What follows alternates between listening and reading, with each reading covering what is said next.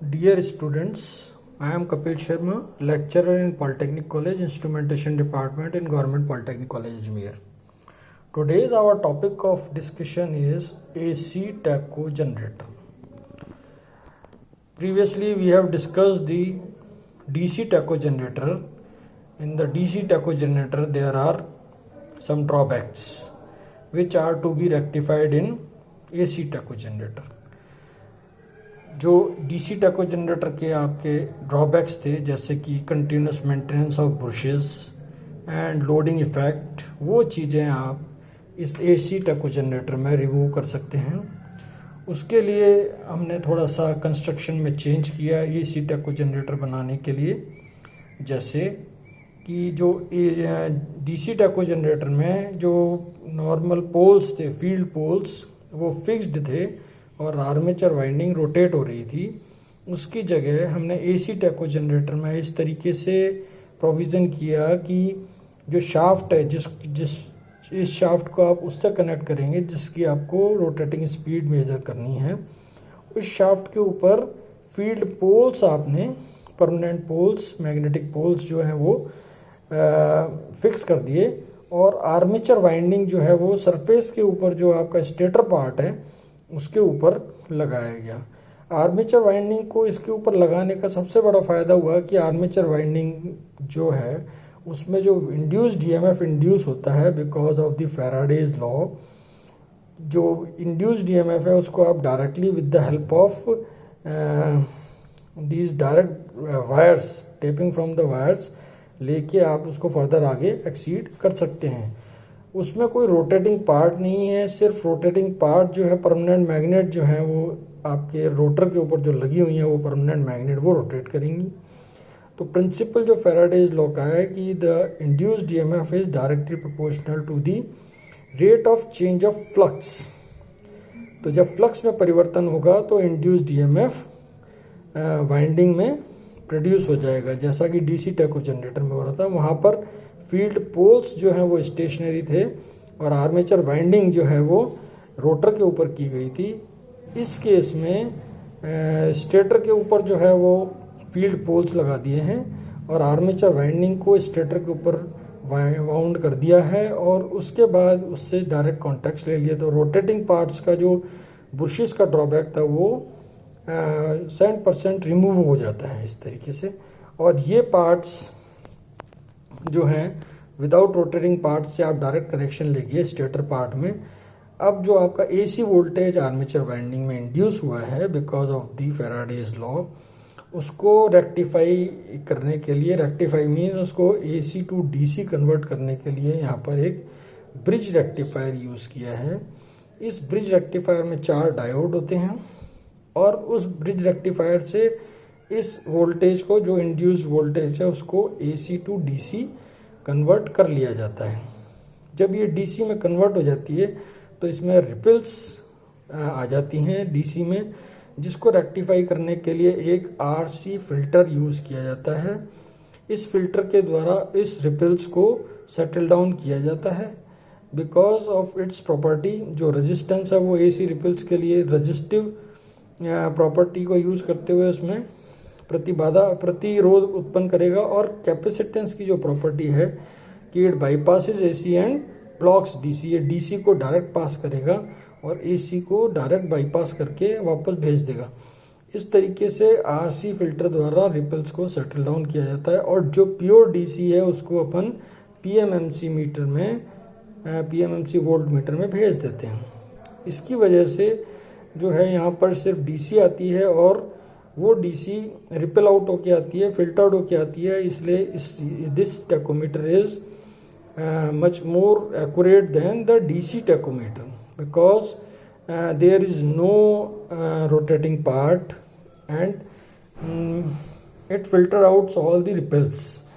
तो इस टैकोमीटर में जो डीसी टैकोमीटर में डिसएडवांटेजेस थे वो सारे रिमूव कर दिए जाते हैं। लेकिन अब इसमें नए ड्रॉबैक्स डेवलप हो जाते हैं, जैसे कि अगर इसकी स्पीड जो है वो according to our formula the speed of rotation is directly proportional to 120 F/P, this is the formula. Speed जो है वो फ्रीक्वेंसी पर डिपेंड करती है और inversely proportional to the number of poles पे डिपेंड करती है। तो अगर इसकी स्पीड ऑफ रोटेशन कम है, अगर आप जो स्पीड मेजर करना चाहते हैं उसका मैग्नीट्यूड कम है, उस केस में रिपल्स फ्रीक्वेंसी भी कम हो जाएगी, और फ्रीक्वेंसी कम होने से जो रिपल्स जनरेट होंगी एसी में, उसको सॉर्ट आउट करना या उसको सेटल डाउन करना थोड़ा मुश्किल होता है। इसलिए at a very low frequency this AC tacho generator is not suitable. तो उसके लिए आपको एक रेक्टिफिकेशन के लिए क्या करना पड़ेगा कि नंबर ऑफ पोल्स की अगर आप इंक्रीज कर देते हैं इसमें आर्मेचर वाइंडिंग में, आर्मेचर वाइंडिंग के जो फील्ड पोल्स हैं उसकी संख्या अगर बढ़ा दी जाती है तो फ्रीक्वेंसी भी उस वजह से इंक्रीज हो जाएगी। तो उससे आप लो फ्रीक्वेंसी पर इसको यूज़ करने के लिए बनाया जा सकता है, पर इसके लिए इसमें इनिशियली कंस्ट्रक्शन में कुछ चेंजेस करने पड़ेंगे। अब सेकंड है, अगर इसकी अगर हाई स्पीड मेजरमेंट की जाती है इसके द्वारा, तो इसमें फ्रीक्वेंसी, अब speed is directly proportional to frequency. अगर स्पीड इसकी अगर हाई स्पीड पर मेजरमेंट किया जाता है उस केस में क्या होगा कि फ्रीक्वेंसी बहुत ज़्यादा हाई हो जाएगी।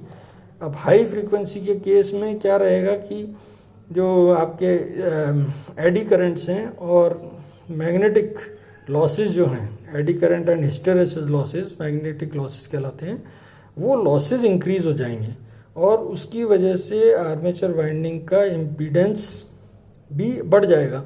इम्पीडेंस मींस क्या, इंडक्टिव जो रेजिस्टेंस है वो इंक्रीज हो जाता है, उसकी वजह से इसमें हीटिंग होने की संभावना ज़्यादा हो जाती है। तो हीट होने से लॉसेस ज़्यादा हो जाएंगे, जिसकी वजह से ये पुअर एफिशिएंसी शो करने लग जाएगा और इसमें कुछ लॉसेस आने के कारण एक्यूरेट स्पीड मेजरमेंट अचीव नहीं हो सकता। इस वजह से एसी टैको जनरेटर जो बनाया गया, जिसमें डीसी टैको जनरेटर के बजाय जो उसके ड्रॉबैक्स थे वो तो रेक्टिफाई हो गए, पर लोअर फ्रीक्वेंसी पर जो है रिफिल्स को फिल्टर आउट करना और हायर फ्रीक्वेंसीज पर मैग्नेटिक लॉसेस को होने के कारण इस टैको जनरेटर को भी ज़्यादा यूज़ नहीं किया जा सकता। तो इसकी बजाय फिर एक अनदर मॉडिफिकेशन किया गया कि एक और नया टैको जनरेटर बनाया गया, this as shown in this diagram, drag cup AC tacho generator. ये ड्रैग कप इसलिए है क्योंकि इसमें एक कंस्ट्रक्शन जो है कप के फॉर्मेशन में यूज़ की जाती है, जो कि एल्युमिनियम की बनी होती है, जिसका इनर्शिया कम होता है। इसे फेरोमैग्नेटिक रोटर कह सकते हैं। It is just like a cup, tea cup. And उसके लिए ये रोटर की कंस्ट्रक्शन है। इसके सेंटर में इसे एक शाफ्ट से कनेक्ट किया जाता है और उस शाफ्ट को फर्दर आप रोटेटिंग बॉडी से कनेक्ट कर देंगे, जिसकी भी स्पीड मेजर करनी है। अब क्या होता है, इसमें दो तरीके की वाइंडिंग्स होती हैं जो कि पोजीशन वाइज 90 डिग्री पर शिफ्ट होती हैं। एक वाइंडिंग को अपन कहते हैं रेफरेंस वाइंडिंग, अनदर वाइंडिंग को कहते हैं क्वाड्रेचर कोइल वाइंडिंग। तो ये दो तरीके की वाइंडिंग इसमें की जाती हैं और एक ड्रैग कप का कंस्ट्रक्शन बनाया जाता है जो कि एल्युमिनियम का बना होता है, जिसका इनर्शिया बहुत कम होता है। तो ये टैकोमीटर, ये जो अपन ने आगे पहले टैकोमीटर पढ़ा है उसके सारे ड्रॉबैक्स को, लोअर स्पीड और हायर स्पीड के जो ड्रॉबैक्स हैं उसको रेक्टिफाई कर देता है। इस टैको जनरेटर का फ़ायदा ये है कि इट इज़ इजीली कंस्ट्रक्टेड, इसमें लॉसेस भी नहीं है और इसका वर्किंग प्रिंसिपल बहुत सिंपल है। यहाँ पर आप जो रेफरेंस वाइंडिंग है, यहाँ पर एसी सप्लाई दी जाती है। वो एसी सप्लाई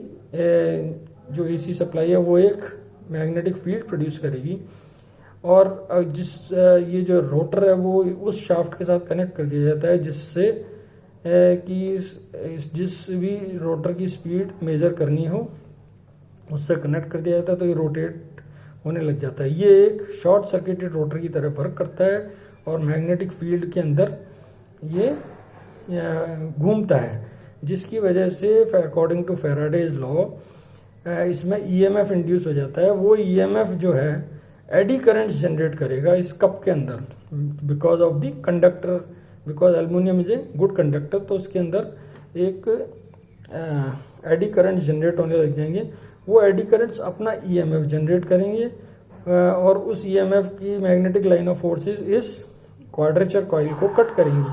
तो इस क्वाड्रेचर कॉइल के अंदर वापस से ईएमएफ इंड्यूस हो जाएगा। उस ईएमएफ को अपन मेजर करके रोटेटिंग जो बॉडी है या रोटर है उसकी स्पीड को ज्ञात कर सकते हैं। इस तरीके से ये इस वर्किंग प्रिंसिपल से रोटेटिंग बॉडी की स्पीड को मेजर कर लिया जाता है इन टर्म्स ऑफ वोल्टेज। तो ये जो वोल्टेज है output voltage it is proportional to the product of speed and input voltage. Input voltage जो आप दे रहे हैं रेफरेंस वोल्टेज में, उस वोल्टेज का और स्पीड का ये जो है प्रोडक्ट होता है। Product means multiplication of speed and input voltage. तो जब ये आपका रोटर रुका हुआ रहेगा उस केस में स्पीड जीरो रहेगी तो आउटपुट वोल्टेज भी जीरो रहेगी, means no output voltage is achieved. जैसे ये घूमना शुरू करेगा मैग्नेटिक फील्ड के अंदर तो ये आउटपुट वोल्टेज प्रोड्यूस करने लग जाएगा according to the product of speed and input voltage. और सेम फ्रीक्वेंसी, जो फ्रीक्वेंसी आप यहाँ पर देते हैं इनपुट पे, वही फ्रीक्वेंसी की वोल्टेज आउटपुट में मिलने लग जाती है। इस तरीके से ये AC drag cup tacho generator work करता है। इसमें जो AC tacho generator drag cup type है इसमें बहुत ज़्यादा एडवांटेजेस हैं। These advantages are because of its rugged construction. दूसरा एडवांटेज है इसका कि इसको इजीली कंस्ट्रक्ट किया जाता है, कोई मेंटेनेंस की आवश्यकता नहीं पड़ती। तीसरा इसमें जो है एक चीज़ और ध्यान में रखनी होती है कि भाई इसमें जो इनपुट फ्रीक्वेंसी है it should be more than 400 hertz, और या तो ये ऑप्शन ले लें या फिर रोटेटिंग स्पीड की जो फ्रीक्वेंसी है उससे 5 से 10 गुना ज़्यादा फ्रीक्वेंसी की इनपुट वोल्टेज प्रोवाइड करनी पड़ती है। ये इसका एक कंडीशन है जिससे कि आपके आउटपुट वोल्टेज में जो लीनियर करैक्टरिस्टिक्स डेवलप हो जाती है। तो ये इसके एडवांटेजेस हैं। डिसएडवांटेज ये है कि इसमें जो product of output voltage is the product of speed and input voltage. तो उसके लिए डिसएडवांटेज में ये आ जाता है कि input voltage should be capped constant. मतलब अगर इनपुट वोल्टेज में कोई वेरिएशन आएगा तो आउटपुट वोल्टेज में वेरिएशन आ जाएगा जो कि स्पीड को एक्यूरेटली मेजर नहीं होने देगा। इसलिए इनपुट वोल्टेज में हमेशा कांस्टेंट वोल्टेज सप्लाई ही प्रोवाइड की जानी चाहिए to get a better and best results. तो ये इसके एक ड्रॉबैक है, main drawback. Another drawback is these type of tacho generators are hard to calibrate. इनको जो है वो बहुत मुश्किल से कैलिब्रेट किया जाता है। तो ये कैलिब्रेट होने में इसको बहुत परेशानी आती है। और तीसरा जो है एट हाई स्पीड, जो ये स्पीड और आउटपुट वोल्टेज का रिलेशन है वो नॉन लीनियर रिलेशनशिप डेवलप करता है। तो उसको आप उसी तरीके से अवॉइड कर सकते हैं कि इसकी इनपुट फ्रीक्वेंसी जो है वो मोर देन 400 हर्ट्ज रखी जाए। इसका जो एडवांटेज है वो यही है कि बहुत सस्ता बनाया जा सकता है, means it is less expensive and it is easy to construct, बहुत आसानी से, और इसमें कोई मेंटेनेंस की आवश्यकता नहीं पड़ती। और ये किसी भी कंडीशन पर आपकी वोल्टेज को मेजर कर सकता है, स्पीड को मेजर कर सकता है, एज वेल एज ये जो टैकोमीटर है वो रिपल फ्री आउटपुट देता है। सेम जो इनपुट वोल्टेज है वही आउटपुट वोल्टेज आपको मिल जाती है। और ये almost at high frequency input voltage linear relation भी डेवलप करता है। इस तरीके से अपन कह सकते हैं कि this is the ideal tacho generator और tachometer used for measurement of speed, angular speed. This is all about the complete description and study of AC tachometer. Thank you very much.